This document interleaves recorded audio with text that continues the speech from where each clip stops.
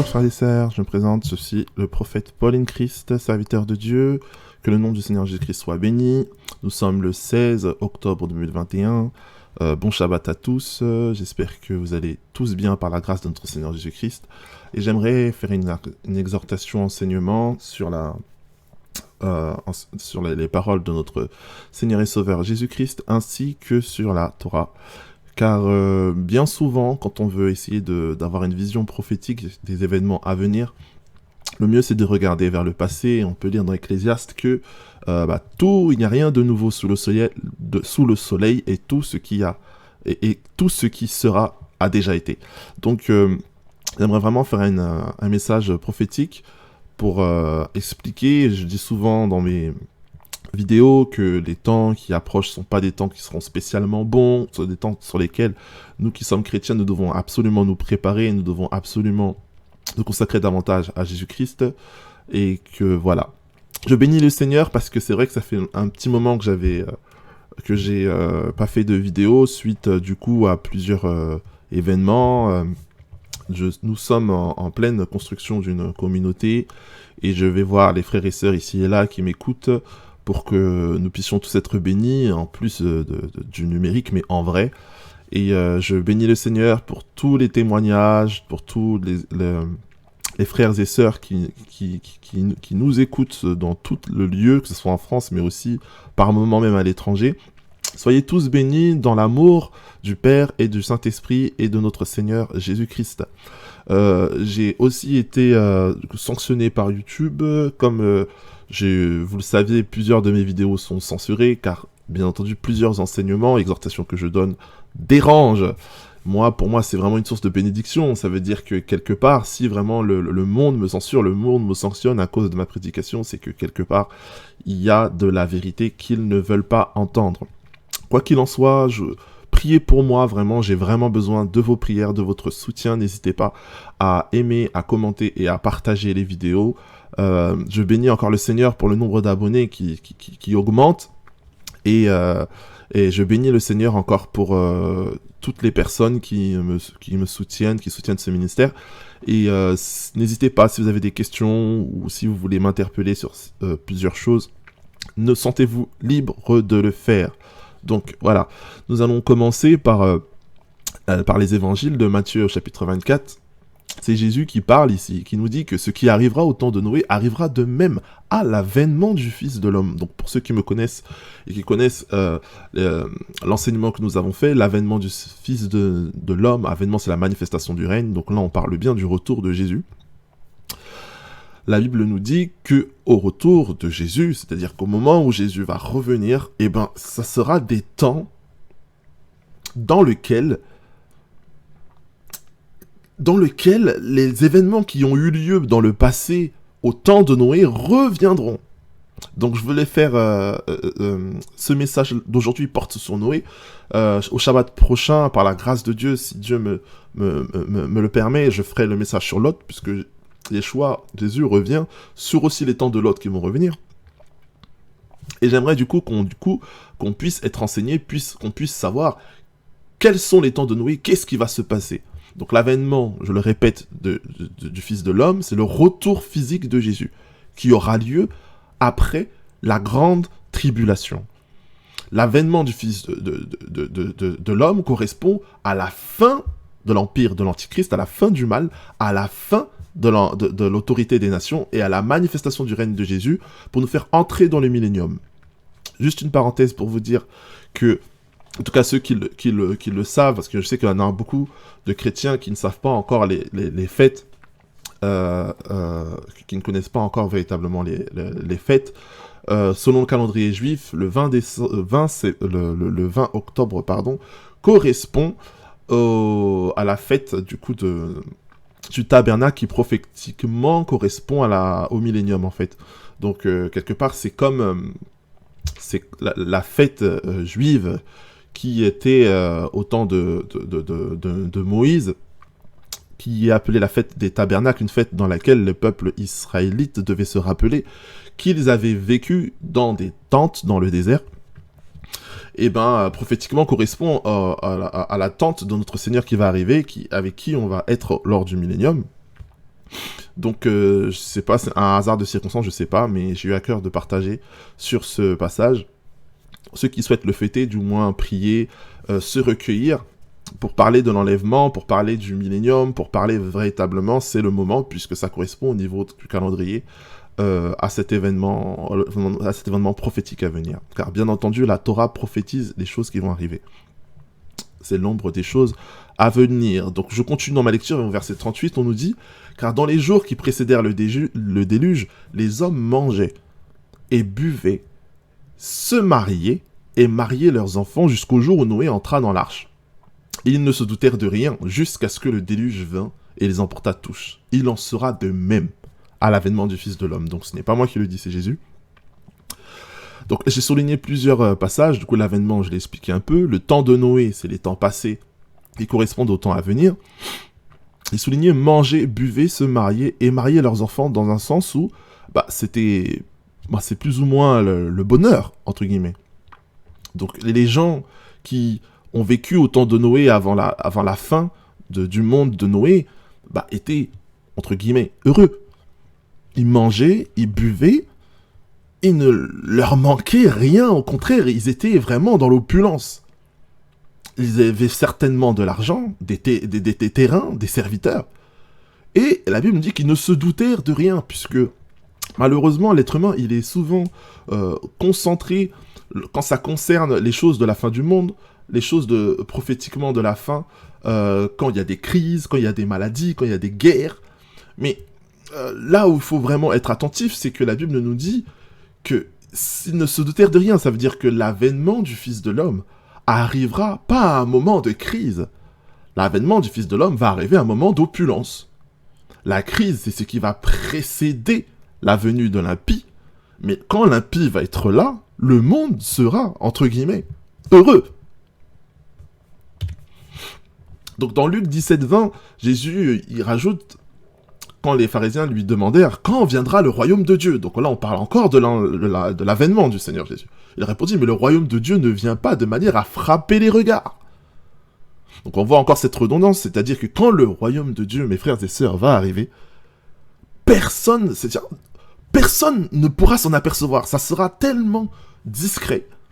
Ça ne sera pas un moment de crise. Là, vous voyez, il y a le coronavirus, il y a les guerres, il y a les conflits, et les chrétiens ou même les gens de d'autres confessions se mettre aux aguets parce qu'ils sentent la fin du monde arriver, mais en fait, ils se trompent, puisque selon les critères et prophéties bibliques, la fin du monde, la fin des nations arrivera dans une opulence, là où l'antichrist, là où les nations seront dans leur summum de richesse, dans leur summum de contrôle. Du coup, c'est quand tout se passe bien, mes frères et sœurs, qu'il faut se poser des questions, qu'il faut veiller, qu'il faut prier. Le moment de crise, ce sont des moments dans lesquels on doit nous recommander au Seigneur, c'est vrai, mais lorsque nous sortons de la crise, lorsque la solution mondaine semble nous sublimer, lorsque nous parvenons à être dans la possession, dans les nations sortent du chômage, ils sortent de la pauvreté, les maladies commencent à être vaincues, et c'est à ce moment-là, frères et sœurs, qu'il nous faut redoubler de vigilance. Alors quand on regarde la situation des temps de Noé, la Bible nous dit que les hommes eurent commencé à se multiplier sur la face de la terre et que les filles leur furent nées. Les fils de Dieu virent que les filles des hommes étaient belles. Tob, c'est la même expression que dans Genèse 1, quand Dieu dit Dieu vit que cela était bon, voilà, il crée à la lumière, il vit que cela était bon. Donc en fait, quand on parle de belle, de beauté, c'est pas simplement le critère beauté, mais en gros bon, favorable. Il y a quelque chose de bien pour eux. C'est-à-dire que quand, autrement dit, quand les filles ont commencé à se multiplier sur la terre, les démons, puisque on parle des fils de Dieu, on parle des anges déçus, ont vu ici une opportunité, une occasion favorable, quelque chose de bien pour intervenir. Donc, dans le temps de Noé, frères et sœurs, les démons ont attendu une occasion favorable pour intervenir dans le monde, et l'occasion favorable qu'ils ont choisie, c'était la multiplication des hommes, donc par filiation des femmes sur terre. quelle a été la conséquence de la mise en action de l'œuvre des ténèbres? C'est le fait que le Saint-Esprit, parce que là on a Dieu qui parle, verset 3, il dit « Mon esprit ne restera pas toujours dans l'homme, car l'homme n'est que chair, et ses jours seront de 120 ans. » Le Saint-Esprit est sorti, il était de base, il avait sa maison en l'homme. La Bible dit que nous sommes le temple du Saint-Esprit en Christ, parce que Jésus nous a sortis de la condamnation, justement. Il nous a sortis du péché, il nous a sortis de la malédiction adamique. Et la malédiction, du coup, des fils des temps de Noé n'est plus en nous. C'est comme ça que le Saint-Esprit a pu refaire sa demeure en nous. Mais voyez-vous, le temps de Noé correspond à une sortie de l'Esprit de Dieu de l'homme. Ça veut dire quoi? Ça veut dire que avant la manifestation du règne de Dieu, avant que vraiment Jésus-Christ ne revienne, on va constater que le Saint-Esprit va de plus en plus se faire rare. Il va sortir de l'homme. Or, frères et sœurs, sachez une chose, le Saint-Esprit aujourd'hui n'est pas dans toute l'humanité, puisque c'était le cas au temps de Noé, et qu'il est sorti de l'humanité. Aujourd'hui, la seule demeure du Saint-Esprit qui existe, c'est les chrétiens. Ce sont les fils de Dieu, ce sont eux qui prient, ce sont eux qui adorent le Seigneur, ce sont eux qui ont été renouvelés par le sang de Yeshua, le sang de Jésus. La Bible nous dit que le Saint-Esprit va sortir de l'homme. Ça veut dire que dans les temps de la fin, il y a beaucoup de ceux qui sont chrétiens qui vont abandonner la foi, qui vont lâcher l'alliance, qui vont, et ça on voit la redondance dans les épîtres, qui vont commencer à croire à des fables, qui vont sortir de la sainte doctrine, et la conséquence de cela, parce que la Bible nous dit, n'attristez pas l'esprit, parce que l'esprit attristé recule, jusqu'à totalement s'éteindre et partir. Le monde va constater, et là c'est quelque chose qui concerne uniquement ceux qui ont le Saint-Esprit en eux, donc a fortiori les chrétiens, que le Saint-Esprit va se raréfier. Il y aura de moins en moins la manifestation du Saint-Esprit et il y aura de moins en moins de véritables chrétiens. Et la conséquence du fait que le Saint-Esprit va se raréfier, c'est une perte soudaine de l'espérance de vie. Donc ça, on parle du temps de Noé. La Bible nous dit que ça va être la même chose, ça va être de même la même chose pour les temps de la fin. Alors on continue, puisque on nous dit qu'il y a eu des géants qui ont commencé à venir. La Bible dit sur la terre en ces temps-là, après que les fils de Dieu furent venus vers les filles des hommes. Donc pour traduire vraiment ce qui s'est passé, c'est quand les démons ont commencé à avoir une opportunité sur la femme, la multiplication de la femme, sur la séduction de la femme, parlons clair, tel que les choses sont, les démons ont commencé à posséder nombreusement les femmes. Et qu'est-ce qui se sont passés? Ces femmes, entre guillemets, possédées, ont fait naître des héros fameux dans l'Antiquité. Et quand on regarde l'Antiquité, les héros, les Hercules, les légendes d'Ulysse, etc., on parle de demi-dieux, des gens qui avaient beaucoup de force, des gens qui ont fait des prouesses au niveau de l'ingénierie, au niveau de l'intelligence, au niveau de la force, au niveau de l'idéologie. Et on voit que de même, du coup, en temps de la fin, les démons, voyant une opportunité par la femme, vont finir par créer justement ces néphiles, qui vient du terme que les démons qui avaient leur demeure dans les lieux célestes sont descendus. Et ils ont commencé du coup à donner à l'homme des facultés qu'il n'avait pas auparavant. Ça veut dire quoi? Ça veut dire qu'au temps de la fin, avant que Jésus-Christ ne revienne, je fais toujours ce parallélisme entre ce qu'on lit avant, pour vous expliquer ce qui va arriver par la suite, et on le voit encore dans l'Apocalypse, les hommes vont commencer à avoir des facultés, à faire des prouesses héroïques, épiques, qu'on n'a encore jamais vues. Jésus en parlait, l'Apocalypse en parle, la Bible nous dit que des faux prophètes vont venir même jusqu'à faire descendre le feu du ciel. Ils vont manifester toutes sortes de miracles mensongers. On va voir des prouesses. Frères et sœurs, vous allez être étonnés de ce que des gens qui n'ont pas Jésus, que des gens qui sont blasphémateurs, les prouesses qu'ils vont parvenir à accomplir. Ils le parviendront par les démons. Donc, on lit verset 5, « L'Éternel vit que la méchanceté des hommes était grande sur la terre et que toutes les pensées de leur cœur se portaient chaque jour uniquement vers le mal. L'Éternel se repentit d'avoir fait l'homme sur la terre. Il fut affligé en son cœur. » Donc, comment on peut traduire ici par les temps de la fin? de même que les temps, l'Éternel va voir a vu la méchanceté augmenter autour de Noé, il la verra plus tard, la méchanceté augmenter au temps de la fin, et Jésus en parle, et je vais même, je crois que mettre le passage après, la charité du plus grand nombre va se refroidir. Parce que le mal sera tel, c'est Jésus qui parle là, le mal va tellement grandir que ça va être quelque chose incroyable, il n'y aura plus de charité.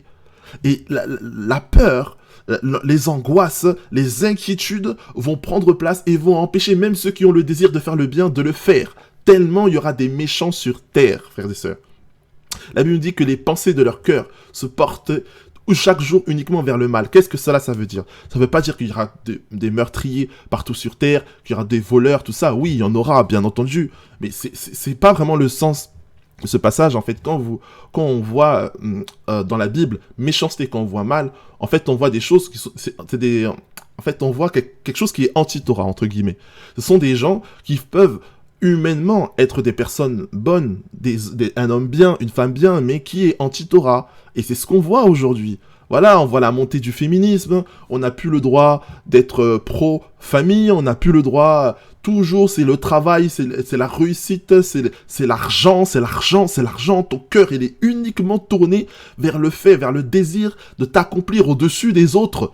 Et ça, pour Dieu, c'est le mal. Donc il faut comprendre ces choses. C'est pas que les êtres humains seront dans le crime, il y en aura beaucoup, mais pas tous. Il y aura des hommes qui sont humainement bien, mais qui ont un cœur tourné vers le mal, c'est-à-dire dans les choses qui sont opposées aux choses de Dieu.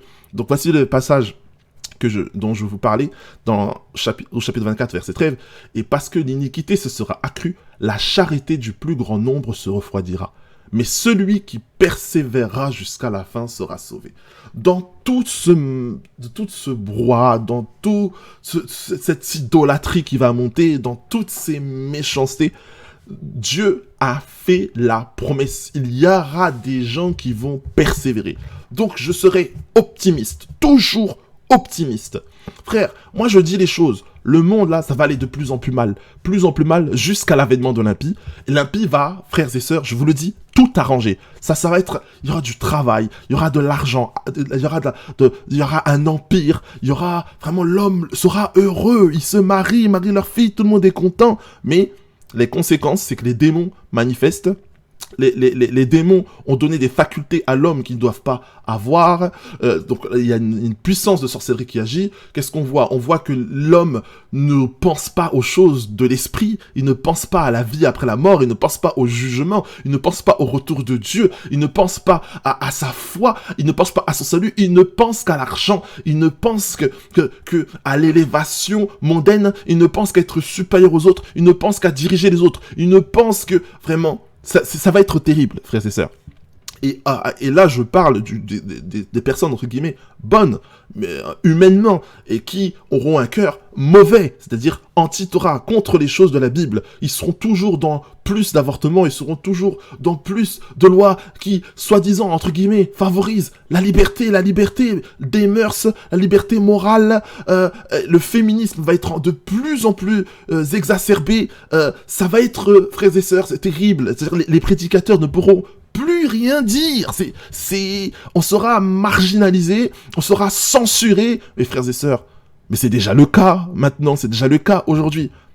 Donc, nous sommes très proches. Mais Jésus a fait la promesse. Jésus a dit que celui qui persévérera jusqu'à la fin sera sauvé. C'est-à-dire que dans ce marasme, dans ce temps de confusion, dans ce temps d'iniquité, il y a des élus, il y a une race de choisis, il y aura des gens qui n'auront pas abandonné, il y aura des gens qui vont manifester leur conviction et leur foi, qui vont dire non à l'idolâtrie, qui vont dire non à Baal, il y aura des gens qui, quelles que soient les insultes, quelles que soient les stigmatisations, vont obéir au commandement de Dieu. Il y aura de ceux qui ne renonceront jamais à la grâce, jamais à la repentance, jamais au salut par le sang de l'agneau, qui vont toujours manifester la foi, qui se regarderont toujours petits et serviteurs qu'ils vont aimer, même si la criminalité grandit, même s'il y aura de plus en plus de meurtriers, de voleurs, de violeurs, il y aura toujours des gens qui vont manifester l'amour, manifester la miséricorde, manifester la tendresse. Il y aura toujours des femmes dévouées, soumises à leur mari, des femmes qui se couvrent pour prier. Il y en aura toujours des femmes pieuses. Il y aura toujours des hommes pieux qui veillent sur leur famille, qui veillent sur leurs enfants, qui prennent soin de leurs femmes, qui les aiment. Il y aura toujours des hommes prêts à donner de leur argent, de leur temps, de leur heure pour aider autrui. Il y en aura toujours jusqu'à la fin. Et ceux-là qui, avec des œuvres dignes du salut et le témoignage de la foi en Jésus-Christ, ils seront présents dans le moment de la manifestation de l'avènement. Ces personnes-là seront sauvées.